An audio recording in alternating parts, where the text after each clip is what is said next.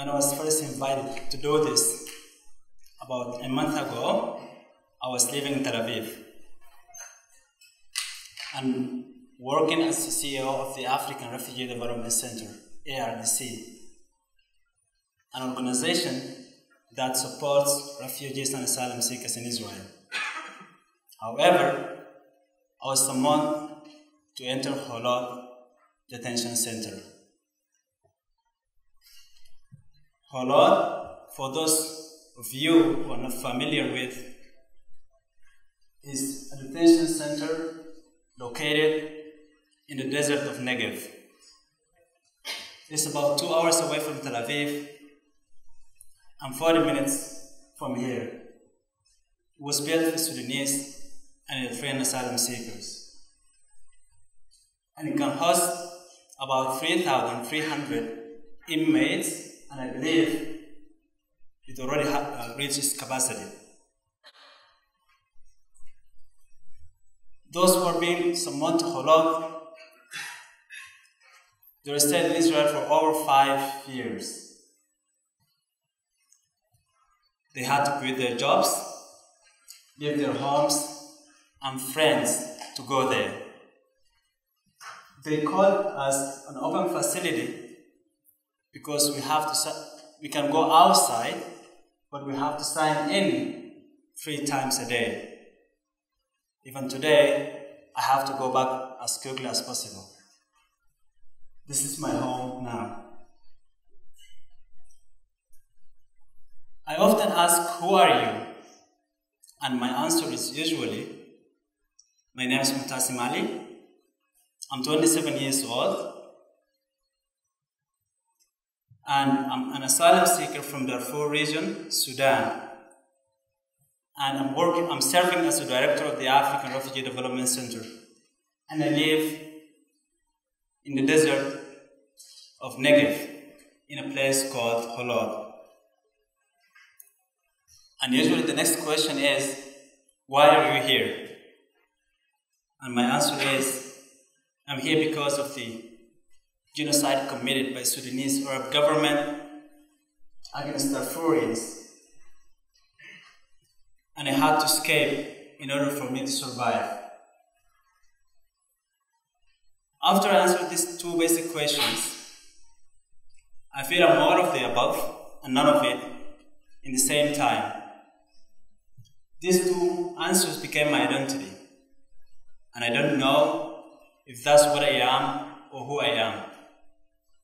But something that I know for certain, I am, when I go to bed at night, that I am my father's son. And that, knowing that, this is what sustains me, no matter what the world says for me, and whatever change or chance that I have to face. Today, I really want to tell you who I am and what it means to be my father's son. I was born in a village called Banaira of 400 people. I'm a son of Ali, who was the mayor of our city. My mother was a teacher in our village. And I'm also a brother of 4 sisters and 1 brother. And my parents, they emphasized the education that instilled in me since I was a little child, that no matter what, I have to pursue my education as far as possible. And my parents were also both leaders in the community. I was always encouraged to get involved in the community. Today I want to share with you the day that my father gave me my life mission. I was 6 years old, and in one of the hottest days of the summer, in the afternoon, my dad called me to come inside. He has something to tell me. And he told me that I have been sent to my grandmother in a city called Mashing, which is 4 days away by donkey, 11 hours driving. explained to me I have to be with them, I have to stay with her, because the schools are better there, and our village had no capacity to give me a quality education. And he told me that we have to do this for the good of the community in order for you to lead your community in the future. As a child, I used to think that my parents were sending me away because they didn't want me, or they didn't love me enough, that's why they're sending me away. However, as an adult, I now understand that they sacrificed their oldest son for the good of the community. Especially in Darfur, families like to live close to each other. And I also made a sacrifice since I had to live or to grow up without my family or my parents. I stayed with my grandmother until I attended university. At this point, Sudanese government already started making life difficult for Darfurians. While I was in university,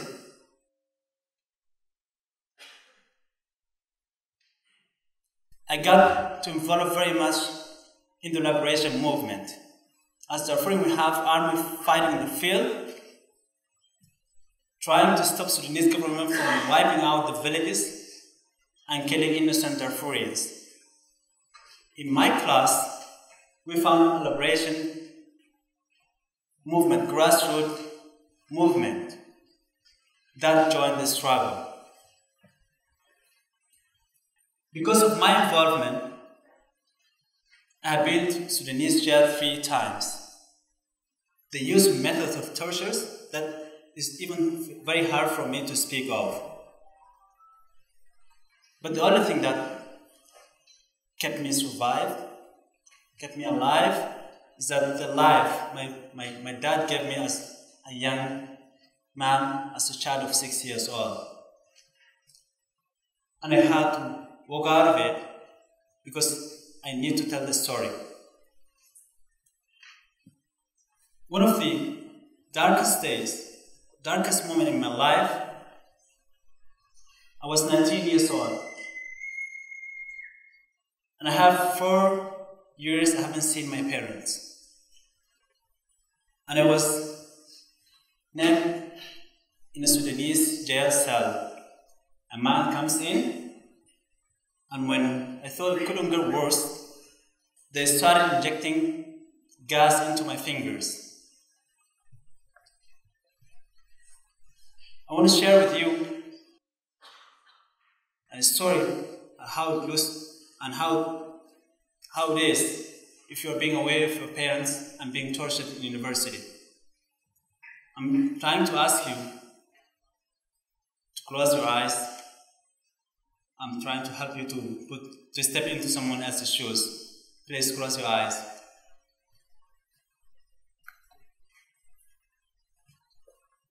Imagine that you are 19 years old. You are a student at Ben-Gurion University, here. And your hometown is in Tel Aviv. And it seems like a normal day.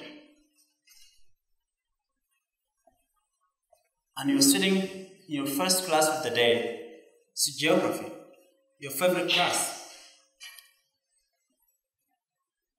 All of a sudden, a friend of yours, who's also from Tel Aviv, came into your classroom.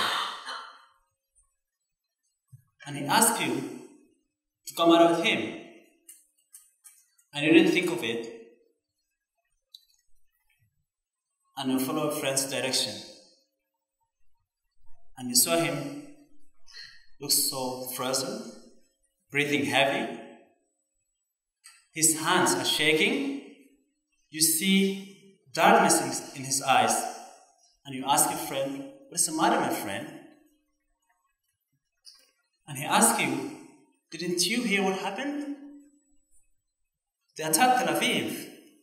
And they report 40% of people were killed. And we're working all the morning to get hold of our families. No one is getting hold of anyone, and all the phone lines are out. Imagine that 4 long months you're not getting hold of your family. You cannot find any details about your parents. Now everyone open your eyes. I don't wish this scenario to any one of you, even to my worst enemies. These 4 months become worst days in my life.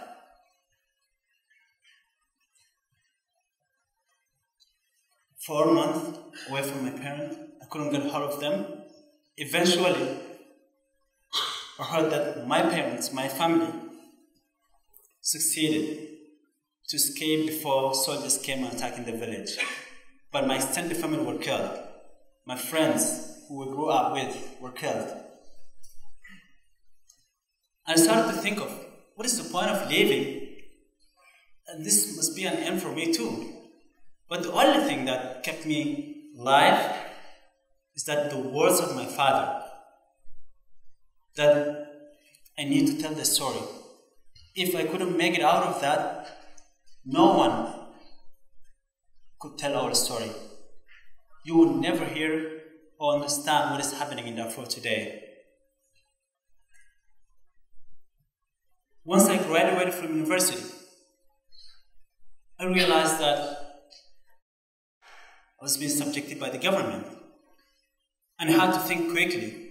Either go back to Darfur to join the rebel movement, or to leave the country to ensure that I live to tell the story. The way making out of the country is not that easy. There are no guarantees that you can make it safe. And then I made it to Egypt. When I realized that I can't get involved in the political movement in Egypt because of the diplomatic ties between Sudan and Egypt, I had to move on. And then Israel. And the question is, why Israel? Because of the Israel's democratic state that will not deport me and will give me a safe place, and has no relation with Sudan as Egypt. Today I'm here.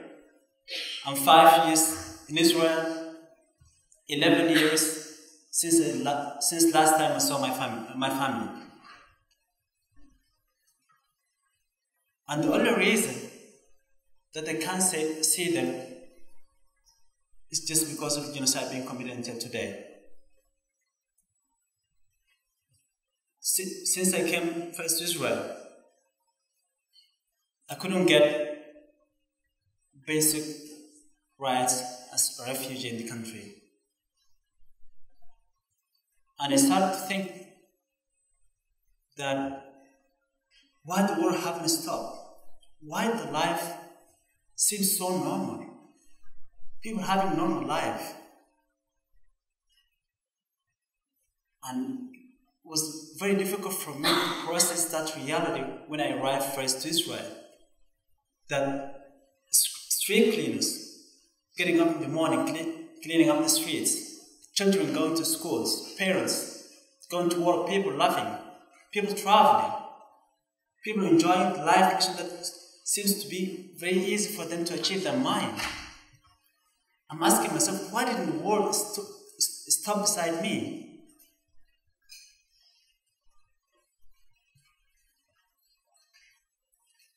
And then that there's something terrible happening. That 500,000 people were killed. Darfurians were killed. 2.7 million are displaced. And the world seems to be normal. Everything's going on normal. And I had to make a choice. Am I going to be distracted? Am I going to become depressed? Is my status as an asylum-seeker or the status of African refugees in Israel going to stop me from moving forward? Am I going to let my nightmare get into me from the torture I said no. I'm not going to let it get into me. I owe it to those who sacrificed for me. I owe it to those ones in my village were murdered. I owe it to my parents are displaced. I owe it to the 500,000 people who were killed. I owe it to all of them. And today, my ultimate goal is to struggle towards regaining the dignity and humanity for Darfurians. And my goal from now is to fight and to struggle for the rights of African asylum seekers in Israel. And this is who I am today.